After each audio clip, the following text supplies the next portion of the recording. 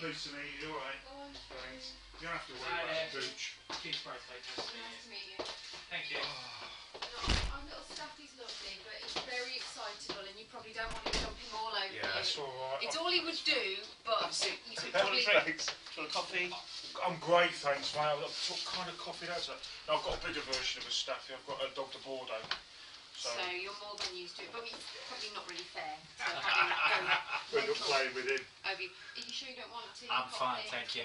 Okay. Can I have one, G? Yes, I've got just Thank you. Sorry. Let's get rid of all that. Good. Sorry. Okay. Yeah. I got hold of Giles after we'd spoken. And explained to him the situation.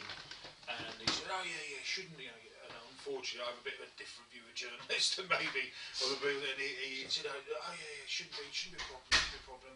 I've just got to run it by our legal chaps and I'll get back to you in about half an hour. Of course, didn't get back to us at all, and I found him up yesterday just before I spoke to you, and he said, no, I'm sorry, I'll run it past them and there's absolutely no way we'll give you anything. I said, well, and I spoke to Ben, I said, by all means, please ring him, and, you know, said, but I spoke to Ben, and, you know, he's more than willing for you to use it, and he's under the impression that you've handed the names on to you, and I know that you haven't. Yeah, well, that's not going to change. Hence, the phone call back. Well, you can't not have what they've had. I mean, that's, you know what I mean? You know, what I'm trying to do is trying to protect myself as much as possible.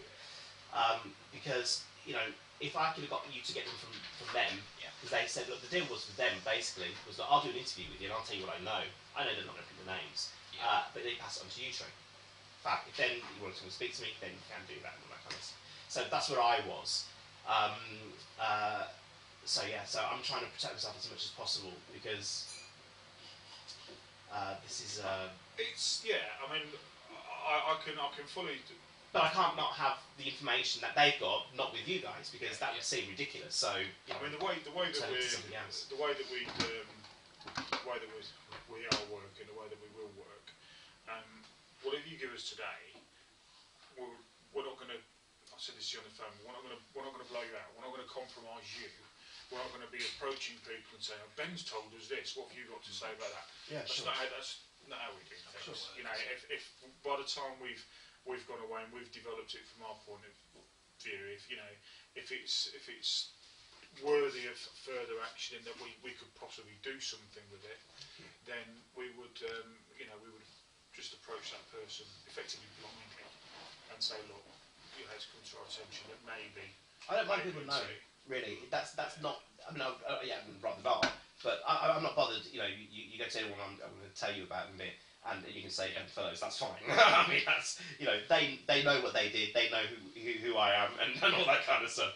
I'm sure they're probably panicking anyway because you know, that was the, you know, probably from the articles and stuff. I mean, you know, they all know who they are and stuff like that. So no, I get it. You know, if my problem is this, and it's only a small problem really, I suppose. It's me standing up against someone rich and famous saying my word against yours. If there's 4 other people, I'm the 5th guy, or I'm the 3rd guy. You know, if you've got other people there, I'm quite happy then to go and say, yes, absolutely, I'll be, you know. But I don't think my testimony on its own, regardless of what it is going to take them down. Because I think if they were a normal person in society, absolutely, there's an even chance. But these people are loved by people, and even now, you know, we were talking earlier, weren't we? This is my wife Julia, by the way. I introduced myself. Sorry. Yeah, you didn't. Yeah, we met on the way in. We did. Bad form, isn't it? I took Sorry. care of it, don't worry. Yeah, it's really bad.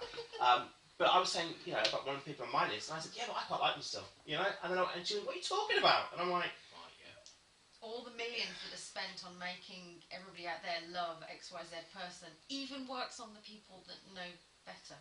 It's that powerful, and you know, the publicists, the agents, the lawyers.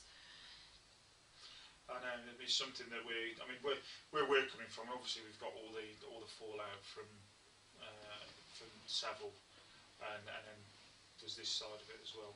I mean, one thing, you know, this isn't entirely a matter for you. My advice would be to give it some serious thought. But around the allegations you've made against Ken Clark, if if you want my honest advice, and this is not me sat here as a copper trying to, you know, give us a statement at some point, albeit very vague, for the simple reason you've made the allegation in public. If you've given us a statement, you've then got the protection of being a witness, so that if, just for argument's sake, and I know your view on this, if he was to turn around and do a Lord McAlpine and say, I'm suing you, well, he won't. Yeah, he won't. But for a start, if he can't, whilst there's an ongoing police investigation going. Okay. All right. If, for argument's sake, I'm not for one moment suggesting that this would happen, but if, for argument's sake, you were to say get, I don't know, bloody Daily Mail's Tories rag, the Daily Mail to have been quite persistent about, you know, have you contacted the police? Have you done it? You've got that kind of protection that you're a witness. It's as simple as that. So if they start doing anything, it's potentially, well, long and short is they won't. As soon as they know you're a witness, they won't, because it's witness tampering, and they don't do that. Yeah, sure. So it's just something to maybe give a thought. And I'm not on about a massive, in-depth statement. Well, it is what it is. I mean, what it exactly. is me sitting in an office looking at the guy gropes me out of nowhere. I mean, the difference, you know, the difference is once it's sort of formally recorded. And I'll be honest with you, I'm the senior investigating officer for this. If you give me a bland statement saying I was working on the Cook report and Ken Clark came into the office and blah blah blah, and he gropes me, well, I'm not going to go and nick him on the back of that. I'm just not. If you were to give me a very, very full and you were totally supportive of a prosecution and I could corroborate it by other means, say for argument's sake, put you both in the same building at the same time for records, then maybe we might get to the stage of me going and arresting him or whatever. But we wouldn't just do it off a weak statement, and by weak I mean it's because we'd have written it rather than what you're saying. But what it does do is it just gives you a degree of protection. I'm not for one moment suggesting anything would happen, but it just gives you a degree of security, if you want. And we're a confidential information. It's not going from being in the press. Well, it depends. I mean, the issue for me is if you look at how Lord McAlpine started suing people, and the vast majority of it doesn't really matter whether there's any truth in it or not. It's a setup, you know that, right? With McAlpine. You read the Scallywag articles, right? Yeah, I know. Yeah? No, hold on a minute. But you read the Scallywag articles. Did he sue Scallywag? No. Why not? Right? But what he did in his book, he said, this is how you read that bit, right? You read his book? Well, no, I haven't read it cover to cover. Right, okay, so you haven't read it. Right, so in his book, he's telling you how to be a spin doctor master, you know. Here's the dark arts, right? You walk, basically, in front of a car, right? You create sympathy for yourself, right? And then no one can accuse you of doing anything, and you've got public sympathy, and you can make money out of it. That's basically what he said in his book, right? That's basically what the guy's done, right? Ken Clark isn't going to sue me. It's not the same thing as McAlpine. McAlpine's demonstrating to the world how powerful he is, right? Now, whether he's guilty or not guilty, he's neither here nor there really now, because he's got 185 grand from the Beeb, right? He's got 125,000 from ITV. It's a payday for him. Just about to raise Sally Burko's piggy bank as well, I think. It's going to go for her as well. But I mean, it's just it's something to think about, because it just gives you a level of a blanket of security.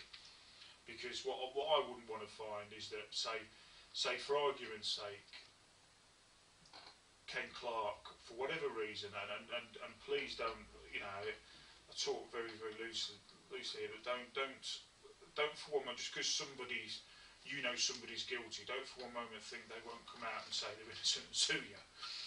You know, it's not beyond the realm of possibility. It really, really isn't. Because, you know, some people have got more front than Brian. It's a videotape. And he's on video. Well, if we can find it. I know who's got it. Well, be honest with you. She'll deny it, but she's got it. I'm telling you, because I can prove that she's given me other stuff that she shouldn't have. Right. So she's. Where would she keep it? Huh? Where would she keep it? Because would you get a what? She lives in the Cotswolds, so it's in a house in the Cotswolds, the same as all the other stuff. She's given me Sylvia Jones was talking about.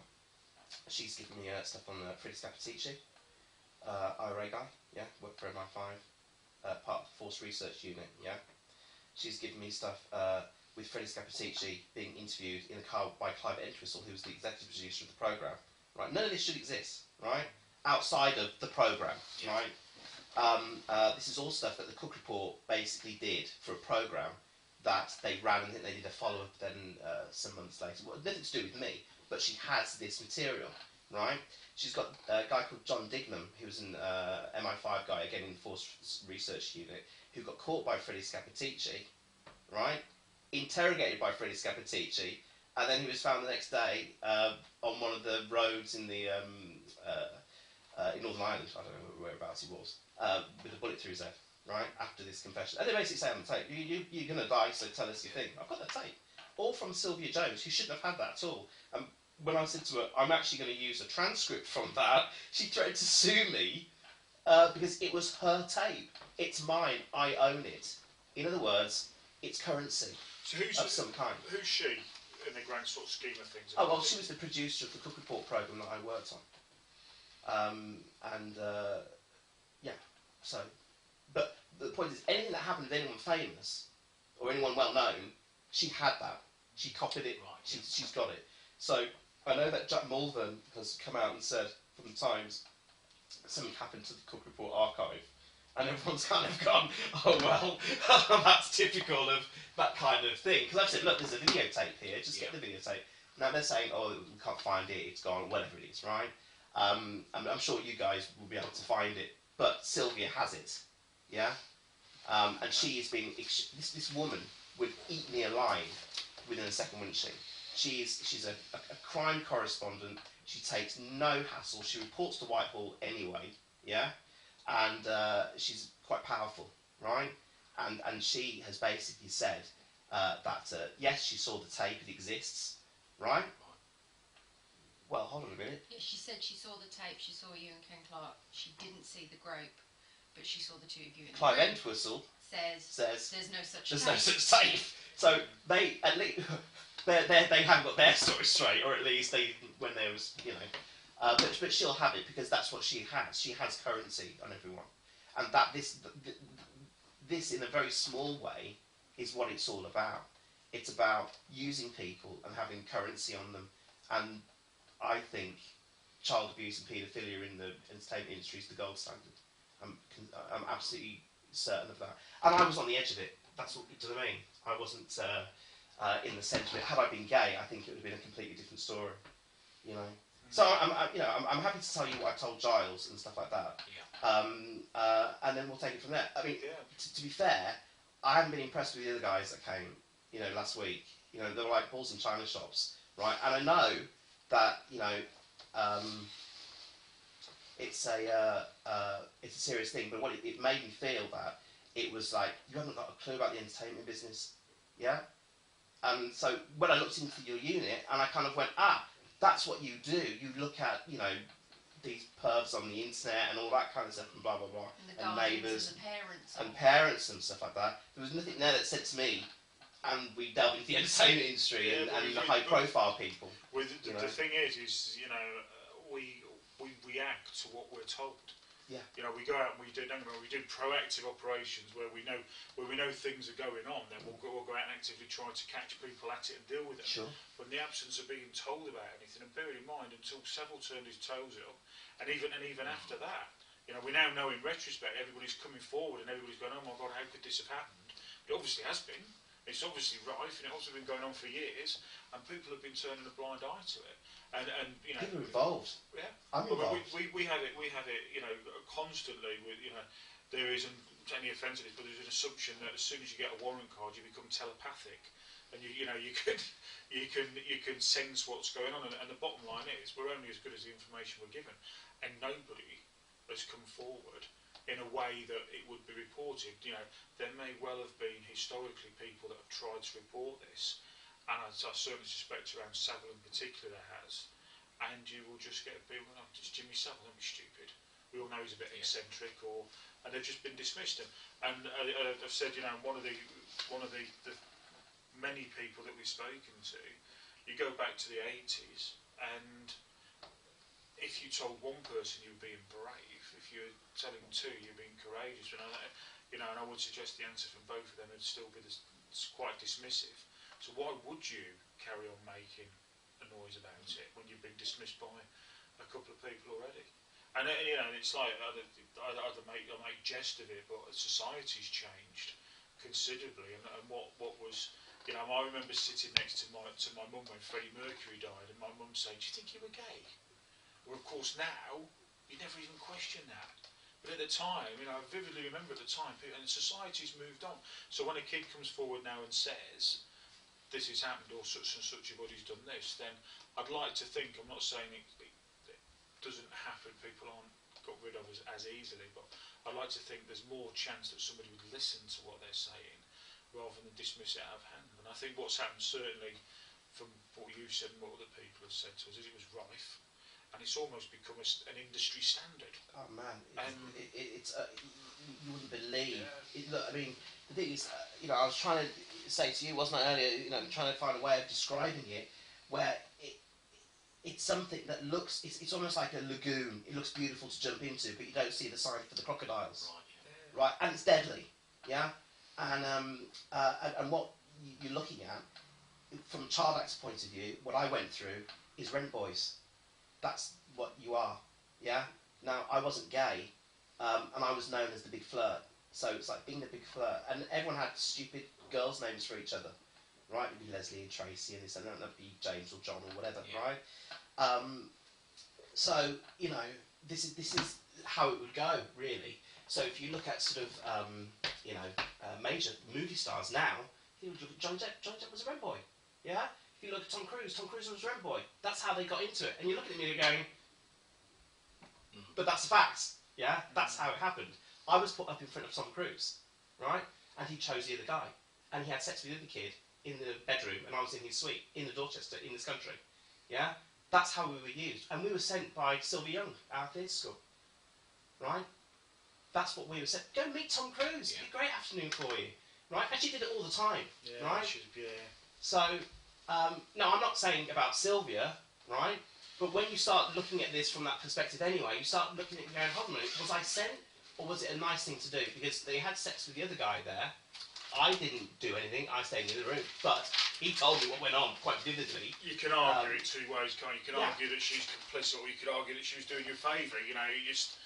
But what was the favour, though? That was the thing. When you come away with it, you go, yeah, I've met a movie star, but I met a lot of movie stars at the time, and we went to the premiere. Right, so that was kind of the payoff for you. Is that you may have had this in the afternoon, but in the evening you're going along with what 200 other people, maybe something like that, to a premiere of Days of Thunder, which was for us the party. So what JP went through, you know, he was gay. I didn't have to go through it because you know he was chosen, not me anyway. So that was that, you know, and that happened a lot. And that's anecdotal. I mean, that's just it's just how it is. Yeah, just how it was. I mean, I'll in front of people. I'll be sort of brutally honest with you, and I'll say that that's very interesting what you've told us. We couldn't take that any further forward unless we had a complaint from him. Yeah. And so, you know, I mean, but I'm trying to give you the please do. But what I'm trying to reassure you that we're not going to charge off like balls in a china shop and causing aggro and grief and all the rest of it, because you know I've been doing this far too long, and there's very little we could do with that unless we had a detailed evidential statement of what went on in that room between those two. Yeah. And there's only him's ever going to be able to give us that, and whether or not he chooses to speak to us or not is entirely a matter for him. So you know that's the problem. A little bit of reassurance that we're not, you know, we're not going to start just chasing people. They're not going to go nicking Tom Cruise and accusing him, you know. But that then leads on to the next point, which is, you know, these people have been getting away with it for years, and it kind of. But you laugh when you say Tom Cruise because he's a movie star. Movie stars wouldn't be like that. No, I'd heard anecdotal stuff around him before, but that's because we just take everybody, so we gossip about everybody. But yeah, I'd heard things about him before. Okay. But he's suing a magazine $50 million for the suggestion that he's not a good father. Yeah. $50 million. Crazy, you know. So there you go. That's a sign for someone, isn't it? It's you want to come and sue me? I'm a movie star. Take your chances, right? Another Hollywood movie star, you know. Sorry, do you mind if I scroll on? Because otherwise I'm going to... Yeah, do you want to record it? Would that be better, easier? I could do. No, I can't do because my phone... Well, get into my list anyway, and I'll give you that, and then we'll talk each one through. Yeah, please if that's going to be Do you want to easier. start with the list? Yeah. Because hopscotching will get it all confused. Maybe easier to Trust me, So look, very easy to confuse. These are the names that I gave to Giles, Right. and more. Yeah. So I'll talk you through each one, and you can ask me questions and what have you, and do your thing and what have you. Okay, we'll start the... I'll be... Right, okay. So should we start at the top and just... Yeah, please do. So Christopher Casanov. he was a big dynasty star of his day, yeah? So he was very famous for us, you know, he was the Hollywood guy coming to town. We were in Birmingham. We were doing... I was a child, 14, Right, 13, 14, somewhere there. You've got to understand, I did lots of shows and I was very busy. So for a regular kid who goes to school, has his friends and stuff like that, I did 3 or 4 jobs a week. There'll be 50, 60 people at each job, maybe 20 or 10, but still you're meeting a lot of people, you're doing a lot of work. So when I was doing a theatre show, in 1 year I did 7 theatre shows, just to give you some perspective. You go from one show to the next, to the next, to the next. You're always auditioning and you're always doing something. So when I met Christopher Casanov, he was at the Alex, I think, doing a show, or had just finished doing a show, and we were moving into the Alex. And in the rehearsal rooms, you bump into people and stuff like that, and you all drink at the same pub, right? I say drink at the same pub. I mean, you know, I was 14, but still, that's what you were doing, right? Because you're mixing with adults, right? And really, ever since I was at the RSC when I started, you always got taken to the pub afterwards, you know, and nothing happened, you know, at the RSC. They were extremely good at what they did. Their chaperones were second to none. They took you from the stage to the dressing room, and they never left you alone. They bugged you. I mean, it was awful. But they did their job really well. What they were supposed to do, Yeah, but obviously you ended up at the pub a couple of times, as kids do, right? And you're getting past the booze and what have you, and all that kind of stuff, right? So, so when I met Christopher Casanov, the shows were exchanging. I think I might have been in 15 Streets, which was a Catherine Cookson show, which should be quite easy to get those dates and stuff like that, possibly. Or I was doing Damn Yankees at the Birmingham Rep, and we were using their rehearsal space. I'm not sure. So I did a lot of shows. Yeah. So anyway, met Christopher Casanov in the bar. We all got on. There was a little group of us from Birmingham who would always do the shows, would always hang out together. You know, if one of you was in a show, you'd invite the others to the bar to meet the cast and stuff like that. And you know, it's that kind of relationship. So we got very drunk on most of the occasions we met. We got blasted, really. One night, we were all staying at the Holiday Inn in Birmingham. Even though I lived in Birmingham, even though my family was from Birmingham, they wanted you all in the same place sometimes.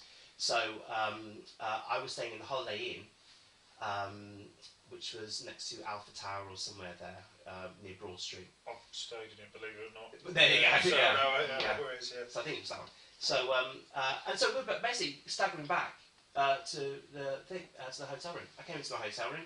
He followed me straight in behind me, and basically shut the door and started to be very flirty. It was touchy feely anyway, you know. Yeah. It was active touchy feely, right?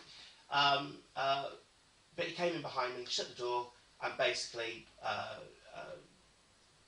tried to kiss me in a kind of hag-handed kind of I'm drunk way, so I don't really mean it. Kind of, but he did. I mean, he was massive. He was like 6 foot something as well. I mean, he was really, you know. I'm not big now, you know. I must have been what 4'11" or something. I mean, I mean, it's you know. So he was absolutely terrifying, and that went on for maybe half an hour, you know, of being in that bedroom. I was on the bed at one point. He was on top of me, and we rolled off the bed onto the floor, and you know, and he would laugh and sort of like say, "Oh no, I'm joking," because he thought I'd hurt myself. you know, and then it'd be like, no, and then it'd be on again. But he kept me in that room for about half an hour, I think, until my friend Scott came in, and when he came into the room, he punched me in the face. Yeah, so I'm on the floor basically. Yeah, and he's basically on top of me, so I'm between his legs. Yeah, and he's licking my neck and ear and all that kind of business. And you know, basically razor rash all over my face. That's all I'm feeling. And the door opens. My friend Scott comes in. Where's the party? He gets up and he's pretending we're play fighting and kind of punches me in the face, right? And then goes, where's the party? Out with Scott, back to someone else's room. And I'm like, I've just been attacked by Christopher Casanov. Do you know what I mean? And Scott just went, you know, let's just carry on. Let's just, you know, it's okay. Nothing actually, you know, that bad happened. And it's like, no, but he kept me in that room for half an hour. I couldn't go anywhere. I couldn't do anything. You know, and he was crying. He was laughing at some points. He was really drunk. But that's what he was like. And you could see that. That's what that guy was like. So that's basically what happened to him. Then afterwards, it must have been 2 days later. I may have bumped into him again at the bar, and blanked. Nothing. I was not in the crowd anymore. Not in the crowd. Yeah. No, I was very much out of it. You know, not even eye contact or anything like that. Which is, you know, pretty much how it went for me. Really.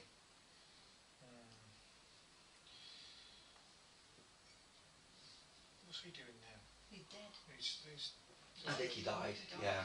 A couple of years ago, maybe. The next one's definitely not though. Max Clifford. I was an unofficial client of Max Clifford. By what I mean is that I didn't. When you're a child actor, you don't have to pay Max money. Max invites you out. Right. His company puts on events. So I mean, I don't know how much you know about him or other than what you see on TV. But his company is the PR company that you go to hire, and you hire him, and he'll improve your image. He'll give you a profile, right? Depends on how much. I mean, it was, you know, when I was with him, it was 90 grand for 3 months' work. Now it's, you know, actually, I don't think he has a. So it's incredibly expensive. But he would give you a profile. He would make you famous, really. Antonia de Sanchez went to him, right, and she said, "Make me famous," and he got sucking Norman Lamont's toe. You know, put it in the paper. You know, David Mellor's was it Mellor? It was David Mellor or whatever it was. I hate that I remembered that. So it made me feel quite nauseous. yeah, but that was that incident. So that was trying to make her famous, and it backfired because no one really likes someone who does that. And then I think at the time it was a lot of kind of kiss and tells going on and stuff like that. So Max Clifford invites you out to places. You get the phone call of the day, and it will be from someone in the office. Sometimes it was from Max, but most of the times it was from one of the girls in the office who said, "How would you like to go to X amount premiere or Stringfellows or wherever?" But because you're in the business and you're working, they want you in their club. Because, you know, I was on, say, for example, Second Thoughts. I did a couple of episodes of Second Thoughts with Julia Sawalha and James Bolam and Linda Bellingham, and then we'd all go off to Stringfellows afterwards. That'd be all of us, you know, before we went home. So you'd work all day, and then it'd be off to Stringfellows and you'd party all night, and everybody was there, or everybody of the day was there. So you get the East End lot who was there, and I'd done East End, so I knew most of those. Grange Hill lot was there. You know, don't forget, a lot of kids on Grange Hill were like 25. You know, they weren't actually children. You know, so they'd be there anyway. But then a lot of kids were. So I was, 13, 14, and I was invited to Stringfellows. The BBC put me in the car, sent me to Stringfellows. You know, Peter Stringfellow and Max Clifford were getting people, you know, his job is to get people to go to his events, right? So putting me in the room with people and stuff like that is what Max Clifford does. And he sits you down, it's a bit like Scientology, they sit you down in front of the video camera and say, "Tell me the truth about who you are and what have you, because I need to protect you." Right? And that's why I was saying to you earlier in the